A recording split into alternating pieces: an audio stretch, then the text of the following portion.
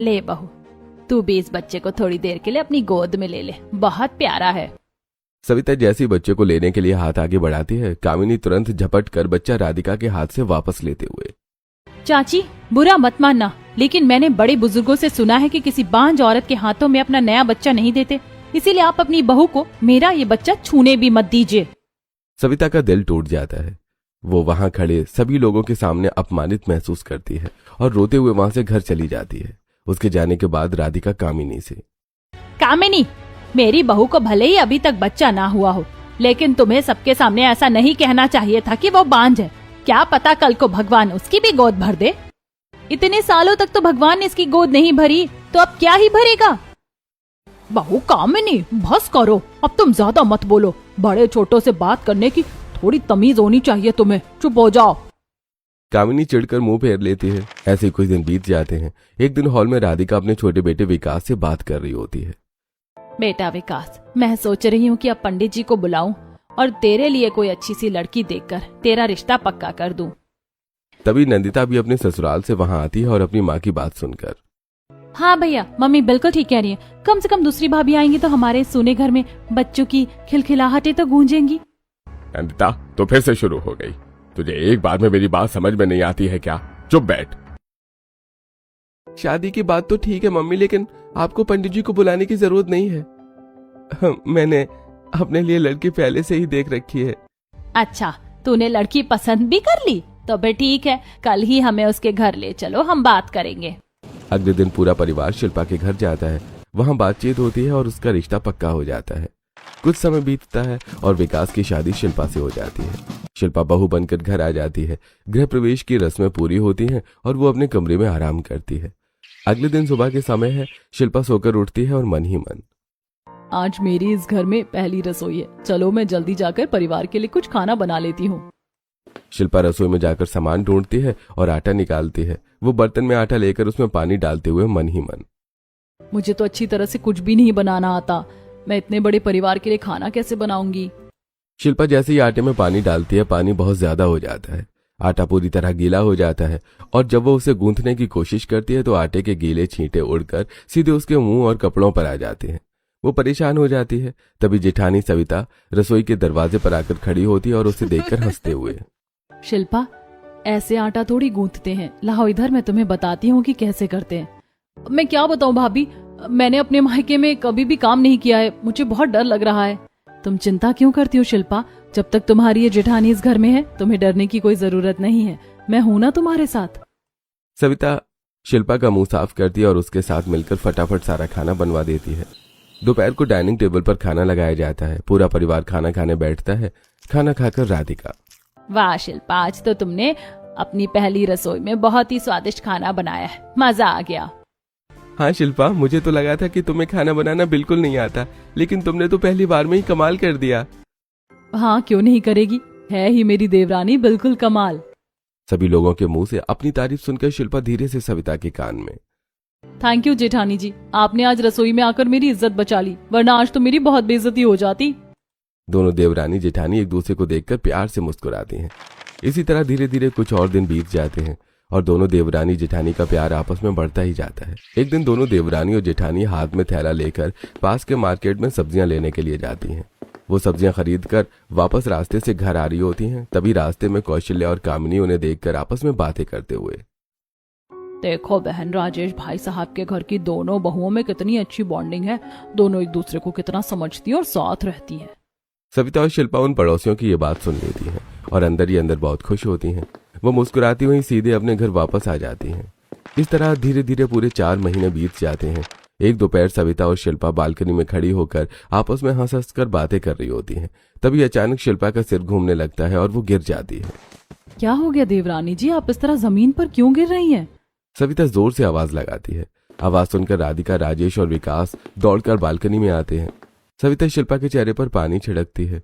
उसी समय नंदिता भी घर के अंदर आती है। क्या हुआ छोटी भाभी को, जल्दी से अंदर कमरे में ले चलो।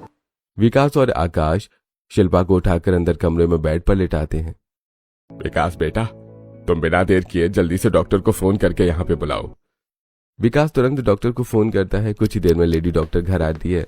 वो कमरे के अंदर जाकर शिल्पा का अच्छे से चेकअप करती है। पूरा परिवार बाहर उत्सुकता से इंतजार कर रहा होता है। डॉक्टर मुस्कुराते हुए कमरे से बाहर आती है। आप सबके लिए बहुत बड़ी खुशखबरी है, शिल्पा जी प्रेग्नेंट है। ये सुनते ही पूरे परिवार के चेहरे पर एक साथ मुस्कान आ जाती है। सविता जी बहुत खुश हो जाती हैं। विकास खुशी से उछल पड़ता है, राधिका भगवान के आगे हाथ जोड़ते हुए। हे भगवान, तेरा लाख लाख शुक्रिया।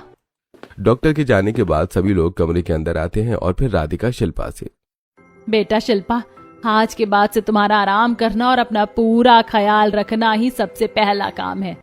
बड़ी भाभी से तो वैसे भी हमें कोई उम्मीद नहीं थी, वो तो हमें जिंदगी में कभी ये खुशी दे ही नहीं सकती थी। कम से कम छोटी भाभी ने तो हमें ये खुशी दी। अब हमारे इस घर में भी बच्चे की किलकारी गूंजेगी। नंदिता के ये कड़वे शब्द सुनकर सविता का दिल बैठ जाता है। उसे बहुत गहरा धक्का लगता है। वो चुपचाप अपने कमरे में चली जाती है और रोने लगती है। तब आकाश वहां जाकर सविता को समझाते हुए, सविता, मैं जानता हूं तुम्हें इस वक्त बहुत दुख हो रहा होगा। तुम भी हमेशा से यही खुशी अपने जीवन में चाहती थी, लेकिन तुम हिम्मत मत हारना। अगर भगवान ने चाहा तो एक न एक दिन ये खुशी हमारे भी जीवन में जरूर आएगी। ऐसे कुछ दिन और बीत जाते हैं। एक दिन हॉल में बैठकर सभी लोग बातें कर रहे थे। तभी नंदिता वहां आती और सोफे पर बैठकर सभी लोगों से बातें करते हुए, वैसे बड़ी भाभी, आपने ना सही, लेकिन आपकी देवरानी ने तो कम से कम इस घर को वारिस देने का इंतजाम कर ही दिया। सविता नंदिता के ताने सुनकर अपने कमरे में चली जाती है। शिल्पा नंदिता के कड़वे शब्द सुनकर मन ही मन, नंदिता दीदी को इस खुशी के मौके पर बड़ी भाभी से ऐसी बात बिल्कुल नहीं कहनी चाहिए थी। ऐसे शाम का समय हो जाता है और सविता शिल्पा के कमरे में आकर, शिल्पा, चलो शाम हो गई है, रसोई में चलते हैं और मिलकर रात के खाने की तैयारी शुरू करते हैं।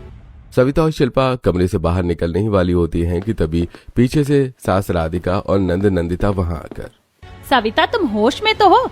आज के बाद तुम शिल्पा को किसी भी काम के लिए नहीं बोलोगी। उसे चुपचाप सिर्फ आराम करने दो।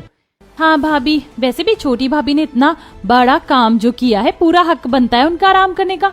अब आप अकेले जाकर रसोई में खाना बनाओ। और हाँ, आज तो रात का खाना मैं भी अपनी बेटी के साथ यहीं खाऊंगी। तभी नंदिता की 4 साल की बेटी कृति दौड़ते हुए आती है और सविता का पल्ला पकड़कर, मामी मामी, मुझे बहुत तेज भूख लगी, मुझे अपने हाथों से मैगी बनाकर खिलाओ ना। ठीक है कृति बेटा, मैं अभी रसोई में जाकर तुम्हारे लिए गर्मा गर्म मैगी बना देती हूँ। सविता रसोई में चली जाती है और अकेले खाना बनाने लगती है। वो मैगी बनाकर कृति को दे देती है, फिर सारा खाना अकेले बनाकर डाइनिंग टेबल पर लगाती है। सभी लोग खाना खाते हैं और फिर हॉल में बैठकर बातें करते हैं। सविता रसोई में बर्तन धोते हुए मन ही मन, नंदिता दीदी जानबूझकर आग लगा रही हैं। शिल्पा प्रेग्नेंट है तो इसका मतलब ये थोड़ी है कि मैं कोई इंसान ही नहीं हूँ। और शिल्पा कम से कम एक बार तो कह सकती थी कि भाभी, मैं रसोई में आकर आपकी थोड़ी मदद करवा देती हूँ, लेकिन उसने भी कुछ नहीं बोला। इसी तरह धीरे धीरे कुछ और दिन बीत जाते हैं। शिल्पा की प्रेगनेंसी केयर बहुत बढ़ जाता है। उसकी प्रेगनेंसी को अब 2 महीने पूरे हो चुके थे। एक सुबह राधिका कपड़ों का एक बहुत बड़ा ढेर लेकर सविता के पास आती है। बड़ी बहू, ये लो, ये सारे के सारे गंदे कपड़े हैं, इन्हें आज ही अच्छे से धोकर छत पर सुखा देना। माँ जी, इतने सारे कपड़े हैं, आप शिल्पा को भी थोड़ा सा काम करने के लिए क्यों नहीं बोलती हैं? वैसे भी आज मेरे सिर में थोड़ा दर्द हो रहा था। सविता, तुम जानती हो ना कि उसकी प्रेगनेंसी चल रही है। मैं उसे इस हालत में भारी कपड़े धोने के लिए कैसे बोल सकती हूँ? ऐसा करो कि सर दर्द की दवाई खा लो और थोड़ी देर बाद कपड़े धो लेना। सविता कपड़े लेकर धोने के लिए चली जाती है। वो कपड़े धोकर छत पर फैलाती है और सारा दिन काम करती है। फिर रात को खाना खाकर डाइनिंग टेबल पर लगाती है, राधिका शिल्पा को प्यार से खाना खिलाते हुए। लो बेटा शिल्पा, खा लो, तुम्हारे लिए और आने वाले बच्चे के लिए बहुत जरूरी है। माँ जी, मेरा बिल्कुल भी मन नहीं है, मुझे उल्टी जैसा महसूस हो रहा है, मैं नहीं खा पाऊंगी। नहीं बेटा, ऐसा नहीं करते। अब तुम्हें आने वाले नन्हे बच्चे की सेहत का भी ख्याल रखना पड़ेगा। एक रोटी मेरे हाथ से खा लो। हाँ भाभी, आप अपने खाने पीने का पूरा ख्याल रखा करो, आपके अंदर हमारे घर का चिराग पल रहा है। शिल्पा मुस्कुराती हुई थोड़ी सी रोटी खाती और टेबल से उठने लगती है।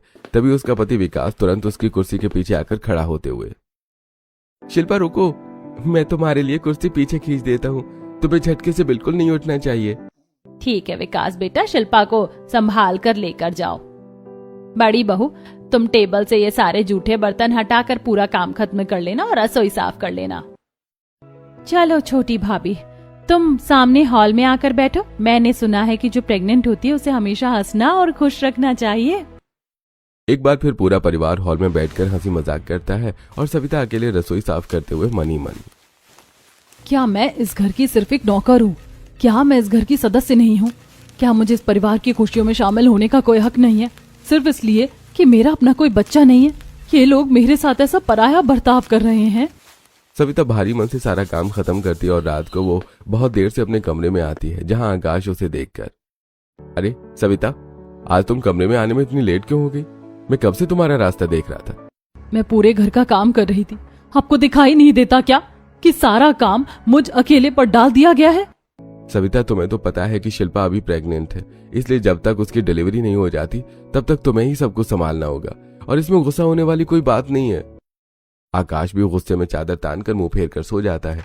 ऐसे ही 4 महीने और बीत जाते हैं और शिल्पा का बेबी बम्प साफ नजर आने लगता है। शाम के समय सविता छत पर कपड़े सुखा रही थी, तभी बाहर गली से एक ठेले वाले की आवाज आती है। सविता छत से झांक कर देखती है कि ठेले पर बहुत ही ताजे और अच्छे अच्छे फल सजे हुए हैं और उसके ससुर जी ठेले वाले से फल खरीद रहे हैं। ये देखकर सविता मन ही मन, अरे वाह, इस ठेले वाले के पास तो बहुत सारे अच्छे फ्रूट्स हैं और ससुर जी फल खरीद भी रहे हैं। चलो, आज तो मैं ढेर सारे फल खाऊंगी। नीचे राजेश ठेले वालों से, भैया ये केले कैसे दिए? और जरा ये बताना कि ये ताजे आम और अनानास किस भाव लगाए हैं? ठेले वाला राजेश को सारे फलों के रेट बताने लगता है। राजेश खुश होकर, हाँ ठीक है भैया, ये केले भी पैक कर दो, आम भी पैक कर दो और ये अच्छा सा अनानास भी पैक कर दो। राजेश पैसे देकर फलों का भारी थैला लेता है और घर के अंदर आने लगता है। सविता दौड़ती हुई सीढ़ियों से नीचे हॉल में आकर, ससुर जी, आप इतने सारे फ्रूट्स लेकर आए हैं, लाइए ये फ्रूट्स का थैला मुझे दे दीजिए। हाँ बहू, मैं ये फ्रूट्स शिल्पा के लिए खरीद कर लाया हूँ, इसे रसोई में ले जाकर अच्छे से काट कर ले आओ। ये सुनकर सविता का मुंह उतर जाता है। राजेश फलों का थैला सविता के हाथ में थमा देता है। सविता रसोई में जाती है और फल काटकर शिल्पा के कमरे की तरफ जा रही होती है कि तभी राजेश, अरे बहू ये फल मुझे दे दो, मैं लेकर जाता हूँ, शिल्पा बहू को अपने हाथों से खिलाऊंगा। राजेश शिल्पा के कमरे में जाकर शिल्पा को अपने हाथों से फल खिलाने लगता है। ये सब देखकर सविता मन ही मन, मैंने तो सोचा था कि मैं ये फ्रूट्स खाऊंगी, लेकिन ससुर जी तो ये फल सिर्फ शिल्पा के लिए लाए हैं। शाम को सविता रसोई में खाना बना रही है, तब शिल्पा वहां जाकर सविता से, भाभी लाइए आपके साथ में खाना बनवा लेती हूँ, आज मेरी तबीयत भी थोड़ी ठीक है। कोई जरूरत नहीं है मेरे साथ काम करवाने की। घर के सारे लोगों को तुम्हारी इतनी फिक्र है, कहीं किसी को बुरा ना लग जाए कि तुम मेरे साथ काम करवा रही हो। वैसे भी जो प्यार तुम्हें नसीब में आ रहा है, कुछ लोग उसके लिए जीवन भर तरसते हैं। भाभी, मैं अच्छी तरह जानती हूँ कि आप एक बच्चे के लिए अंदर ही अंदर कितना तड़प रही हैं। ऊपर से मैं प्रेग्नेंट हूँ, तो आपको हर रोज कैसा महसूस हो रहा होगा। मैं आपका ये दर्द साफ देख सकती हूँ। धीरे धीरे 1 महीना और बीत जाता है और शिल्पा का 7वां महीना लग जाता है। एक दिन सुबह का समय है। आकाश सभी लोगों से, आज शहर में एक बहुत बड़ी फैमिली पार्टी है, हम सबको वहां समय पर पहुंचना है, जल्दी से तैयार हो जाओ। तभी नंदिता तैयार होकर वहां आती है और सभी से, अरे आप लोग अभी तक पार्टी में चलने के लिए तैयार क्यों नहीं हुए? हाँ नंदिता, जा जरा अपनी छोटी भाभी शिल्पा को अंदर ले जाकर अच्छे से तैयार करा पहले। नंदिता शिल्पा का हाथ पकड़कर उसे कमरे में ले जाती है और उसे प्यार करके बाहर आती है। अरे वाह शिल्पा, तुम इस साड़ी में सचमुच बहुत ही ज्यादा सुंदर लग रही हो। पूरा परिवार गाड़ी में बैठकर पार्टी में पहुंचता है। शिल्पा जैसे ही गाड़ी से उतरती है, विकास तुरंत उसका हाथ बहुत सावधानी से पकड़ लेता है। शिल्पा, यहाँ जरा देखकर, और बहुत धीरे धीरे चलो, फर्श बहुत चिकना है, पैर फिसल सकता है। वो अंदर जाते हैं और डाइनिंग टेबल के पास पहुंचते हैं।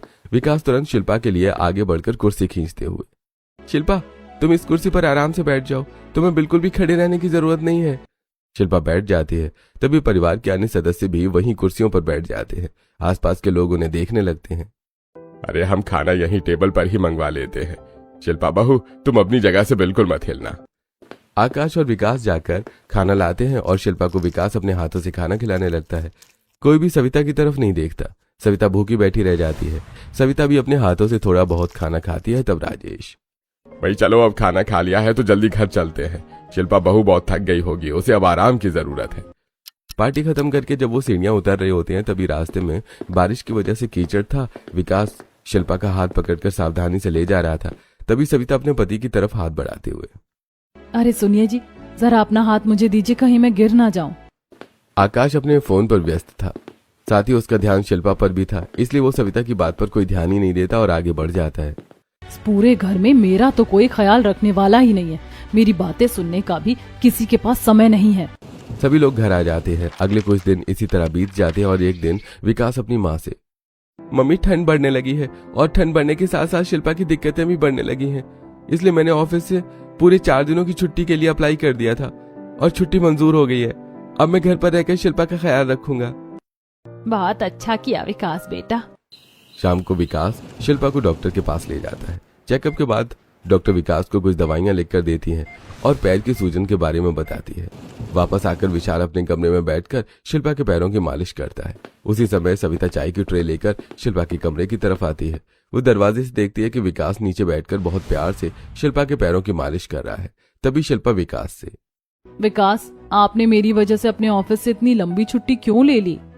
शिल्पा, इस वक्त तुम्हें समय देना मेरे लिए सबसे ज्यादा जरूरी है। मैंने 4 दिन की छुट्टी ली है, जरूरत पड़ी तो और ले लूंगा। सविता कमरे के अंदर आती है और चाय की ट्रे टेबल पर रखकर, ये लो, मैं तुम दोनों के लिए गर्मा गर्म चाय बनाकर लाई हूँ, इसे पी लो। ट्रे रखकर सविता कमरे से बाहर जाने लगती है। तब शिल्पा, अरे भाभी, आप कहाँ जा रही है? जरा यहाँ हमारे साथ बैठिए ना, हम सब मिलकर साथ में चाय पीते हैं। नहीं शिल्पा, मुझे रसोई में और भी बहुत सारे काम पड़े हैं, तुम लोग चाय पियो, मैं चलती हूँ। सविता तुरंत ही रसोई में आ जाती है और आंसू पोंछते हुए मन ही मन, मेरे पति के पास तो मेरे लिए बिल्कुल भी टाइम नहीं है। काश मैं भी प्रेग्नेंट हो पाती तो वो भी मेरे लिए समय निकालते और मेरा ऐसा ही ख्याल रखते, लेकिन भगवान ने शायद मेरे भाग्य में ये लिखा ही नहीं है। ऐसा सोचते हुए सविता रात का खाना बनाने में लग जाती है। शाम को नंदिता फिर से उनके घर आती है और शिल्पा का बड़ा हुआ बेबी बम्प देखकर खुश होती है। वो उसे पार्क ले जाने की जिद करती है। चलो छोटी भाभी, मैं तुम्हें पास के पार्क में घुमा कर लाती हूँ। इस हालत में थोड़ा घूमना फिरना सेहत के लिए बहुत अच्छा होता है। नंदिता, शिल्पा और सविता पार्क पहुंचती हैं। वहां बेंच पर बैठते ही पड़ोस की कुछ औरतें शिल्पा के पेट को देखकर बातें करने लगती हैं। अरे राधिका बहन की छोटी बहू का तो अब 7वां महीना लग गया होगा ना, तुम्हारा पेट देखकर साफ पता चल रहा है। हाँ चाची, बस थोड़ा खुली हवा में घूमने आई थी। चलो भाई, बड़ी बहू सविता ना सही, कम से कम छोटी बहू शिल्पा ने तो इस घर को असली खुशी दे ही दी। औरतों की ये बात सविता के कानों में पड़ती है और उसका दिल पूरी तरह छलनी हो जाता है। वो सब चुपचाप घर वापस आ जाती हैं। कुछ और दिन बीतते हैं और शिल्पा का 8वां महीना लग जाता है। एक दोपहर सविता अपने कमरे से बाहर आ रही थी, तभी वो देखती है कि आकाश राधिका के हाथ में नोटों की एक गड्डी थमाते हुए, माँ, ये पैसे रख लो। आप जो छोटी बहू की गोद भराई का फंक्शन करने के लिए कह रही थी ना, ये उसमें काम आ जाएंगे। अच्छा, छोटी बहू के लिए इतने सारे पैसे दिए जा रहे हैं और मेरे लिए कोई 1 रुपया भी नहीं? आकाश जब अपने कमरे में आता है तो सविता उससे, सुनिए, मुझे भी इस वक्त कुछ पैसों की जरूरत है। मुझे अपने लिए कुछ नई ड्रेसेस और जरूरी चीजें खरीदनी है। देखो सविता, अभी शिल्पा का 8वां महीना चल रहा है और कल उसकी गोद भराई भी है। मैं तुम्हें ये पैसे उसकी डिलीवरी के बाद दे दूंगा। मेरे पति को भी सिर्फ शिल्पा की ही चिंता है। अगले दिन घर में गोद भराई का फंक्शन रखा जाता है। सभी मेहमान आते हैं। राधिका अपनी बहू की गोद फल, मिठाई और पैसों से भरती है और उसकी आरती उतारती है और माथे पर कुमकुम लगाती है। उसके बाद नंदिता भी अपनी भाभी की गोद भराई करती है और फिर मोहल्ले वाले भी शिल्पा की गोद भराई करते हैं। अंत में सविता जैसे ही शिल्पा की गोद भरने के लिए आगे बढ़ती है, औरतें उसे रोकते हुए, सविता तुम पीछे हटो, तुम इस शुभ रस्म में शिल्पा की गोद बिल्कुल नहीं भर सकती। सविता को बहुत बुरा लगता है और वो रोते हुए अपने कमरे में चली जाती है। ऐसे कुछ दिन और बीत जाते हैं। शिल्पा का अब 9वां महीना शुरू हो जाता है। ऐसी एक सुबह राधिका बालकनी में बैठकर शिल्पा के बालों में कंघी कर रही होती है। तभी सविता वहां आकर, माँ जी, मैं आपको पूरे घर में ढूंढ रही थी, आप यहाँ बालकनी में क्या कर रही हैं? अरे बड़ी बहू, मैं बस इसकी कंघी कर रही थी। अब इसका 9वां महीना स्टार्ट हो गया है ना, तो अब इससे खुद के काम करने में भी परेशानी होती होगी। रात के समय राधिका रसोई में जाती है और अपने हाथों से केसर वाला गर्म दूध बनाकर शिल्पा के कमरे में लेकर आती है। लो बेटा शिल्पा, ये केसर वाला दूध पूरा पी लो, इससे तुम्हें बहुत ताकत मिलेगी। तभी आकाश और विकास कमरे में आते हैं। विकास के हाथ में शिल्पा के लिए सुंदर मैटरनिटी गाउन और आकाश के हाथों में बच्चों के मोजे होते हैं। माँ देखो, मैं शिल्पा के लिए बहुत ही सुंदर और आरामदायक गाउन खरीद कर लाया हूँ और मैं अपने आने वाले नन्हे मेहमान के लिए छोटे छोटे सुंदर मोजे लाया हूँ। सविता दरवाजे से ये सब देख लेती है। धीरे धीरे मन ही मन वो शिल्पा से जलने लगी थी। जिसे देखो शिल्पा की ही पड़ी है, अब मैं बताती हूँ। अगले दिन नंदिता को आता देखकर सविता गार्डन में खड़ी होकर फोन पर जोर जोर से बातें करते हुए, हाँ रिया, मेरी देवरानी शिल्पा कहती है कि ये नंदिता रोज रोज पड़ोस से हमारे घर आ जाती और उसे बहुत दिक्कत होती है। नंदिता पीछे खड़े होकर सविता की ये बात सुनकर मन ही मन, मैं छोटी भाभी का इतना ख्याल रखती हूँ और वो मेरे बारे में ऐसा सोचती है। ठीक है, मैं आज के बाद उससे बात नहीं करूंगी। नंदिता गुस्से में राधिका से मिलकर तुरंत अपने घर चली जाती है। कुछ दिन और बीत जाते हैं। सविता राधिका के कान भरने के लिए छत पर उसके पास जाती है। माँ जी, मैंने उस दिन देवरानी जी को अपनी माँ से फोन पर बात करते सुना था। वो कह रही थी कि मेरी सास मेरा बिल्कुल ख्याल नहीं रखती। क्या? मैं दिन रात एक करके उसका इतना ख्याल रखती हूँ, फिर भी वो मेरे बारे में अपनी माँ से ऐसी बातें बोल रही थी? हाँ माँ जी, वो कह रही थी कि वो सिर्फ अपने पति विकास के प्यार की वजह से यहाँ रुकी है, वरना अपने मायके चली जाती। राधिका का दिल टूट जाता है और वो शिल्पा से चिढ़ जाती है। उसी दिन रात को शिल्पा राधिका के कमरे में आकर, माँ जी, आप रोज मेरे लिए केसर वाला दूध लेकर आती थी, आज आप मेरे कमरे में दूध लेकर क्यों नहीं आई? और नंद जी भी कुछ दिनों से मुझसे मिलने नहीं आई। हाँ, वो दरअसल आज दूध वाले रामू ने दूध बहुत कम दिया था, इसीलिए दूध नहीं बचा, और नंदिता कुछ काम में व्यस्त होगी, इसीलिए नहीं मिल पाई होगी। माँ जी झूठ बोल रही हैं। जरूर जेठानी जी ने ही पिछले कुछ दिनों में मम्मी और दीदी के कान भरे हैं, या उन्हीं का काम है। शिल्पा सविता का दर्द समझती है और चुप रहती है।